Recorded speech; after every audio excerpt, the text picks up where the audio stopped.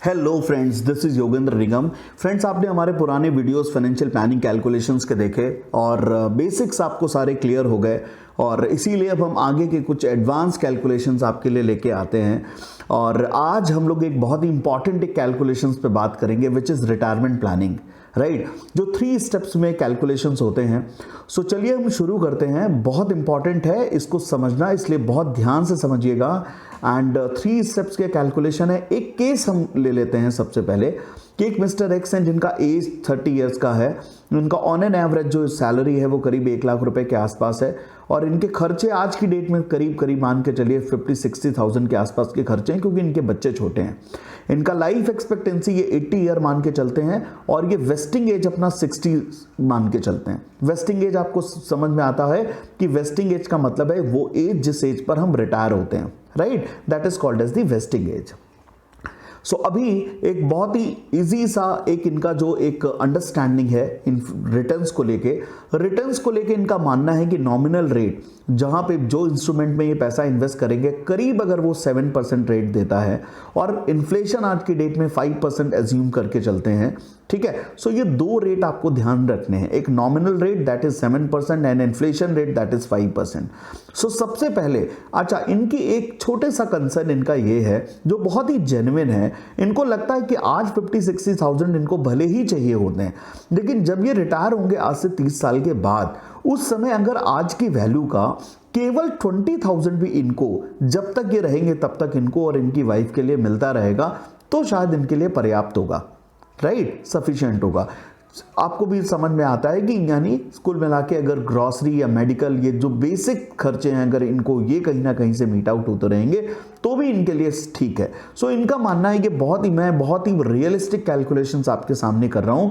सो इनका मानना है कि अगर केवल 20,000 को ये अगर जानना चाहते हैं कि आज की वैल्यू 20,000 की आज से 30 ईयर के बाद क्या होगी, तो ये एक समझना सबसे पहला कैलकुलेशन हमको यही बताता है कि हमको ये समझना ज़रूरी है। सो आज 5% के हिसाब से 20,000 को अगर 30 ईयर्स डाउन द लाइन हम देखें तो ये वैल्यू है 86,438 रुपीज़ की, यानी फर्स्ट कैलकुलेशन हमने कंप्लीट कर लिया है, राइट। अभी सेकंड कैलकुलेशंस में हम आते हैं तो सेकंड कैलकुलेशंस में एक रेट के साथ में हम कैलकुलेट करेंगे which rate is called as the RRR.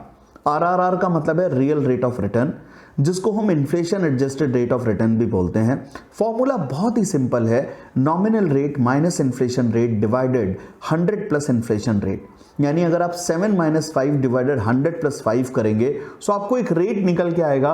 वो रेट है दैट इज 1.9%, राइट, यानी 1.9%। और पीरियड में अभी यहां पे हमको डालना पड़ेगा 240 मंथ्स, ठीक है। इसको मंथली करना पड़ेगा क्योंकि हम मंथली की बात कर रहे हैं, इसको बिगिनिंग करना पड़ेगा, राइट। और ये आपको माइनस वाला साइन अगर आपको याद हो तो ये हम नहीं भूलेंगे, क्यों, क्योंकि अगर ये वैल्यू हम भूल गए तो कहीं ना कहीं अच्छा ये 86,438 ये अमाउंट हमको कहाँ चाहिए, ये अमाउंट हमको हर महीने चाहिए। सो एक्चुअली ये 86,438 रुपीज़ को हमें पीएमटी में डालना पड़ेगा, हमें एफवी से यहाँ से वैल्यू हटानी पड़ेगी और अभी हमें ये देखना है कि पीवी क्या चाहिए, यानी हमको कॉर्पस निकालना है। तो हमको ये जानने की ज़रूरत है, हम पीवी टच करेंगे तो कॉर्पस की वैल्यू निकल के आएगी।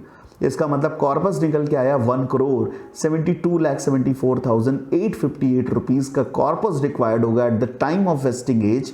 और इस कॉर्पस के बेसिस पे अगर एक इंस्ट्रूमेंट इनको 7% रेट देता है और 5% इन्फ्लेशन रहता है तो ये आराम से 20,000 रुपये, आज की वैल्यू नहीं, उस समय 86,000 समथिंग, राइट, 86,438 रुपीज़, और उसके बाद ये 5% इन्फ्लेशन से ये आराम से अपनी ज़िंदगी को अच्छे से चला पाएंगे, ठीक है। सो अभी हम ये जो कॉर्पस निकला, इस कॉर्पस, ये कॉर्पस क्योंकि हमें फ्यूचर में चाहिए, सो इसलिए हमने यहाँ पे 1,72,74,858 रुपीज़ को यहाँ पे एफवी में रखा। यहाँ से पीवी से इसको हमने हटा दिया और लास्ट वाला कैलकुलेशन साथियों प्लीज़ ध्यान रखिएगा, हमने नॉमिनल रेट से करना है। सो अगर आपको याद है कि 3 कैलकुलेशंस हमारे सामने आए, फर्स्ट कैलकुलेशन हमने इन्फ्लेशन रेट से किया, सेकंड कैलकुलेशन हमने किससे किया, आरआरआर से किया यानी रियल रेट ऑफ रिटर्न से किया, और लास्ट वाला कैलकुलेशन हम ये नॉमिनल रेट से कर रहे हैं, ठीक है। सो यहाँ पे हमने इस वैल्यू को रखा और इसको हम हटा देते हैं, लेकिन आपको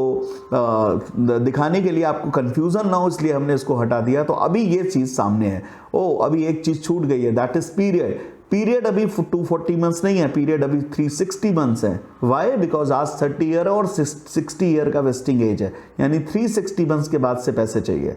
सो अभी आप सामने देखेंगे, पीवी का बटन दबाएंगे, पीएमटी का सॉरी, सो वैल्यू आपके सामने आ गई, यानी 14,000 पर मंथ इनको इन्वेस्ट करना पड़ेगा।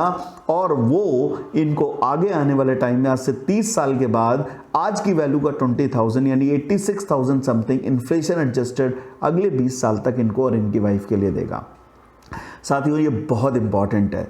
कहते हैं कि बुढ़ापे में भी लोग तभी पूछेंगे कैसे हैं जब आपकी जेब में पैसे हैं। इसलिए retirement planning is very very important और उसके लिए इन्वेस्टमेंट करना बहुत इंपॉर्टेंट है। उम्मीद करते हैं आपको वीडियो पसंद आया होगा। पसंद आया तो प्लीज़ लाइक करिए, सब्सक्राइब करिए, लोगों से शेयर करिए और कमेंट सेक्शन में बताइए कि आपको आगे कौन से वीडियोस चाहिए। हम आपके लिए यूं ही लेके आते रहेंगे।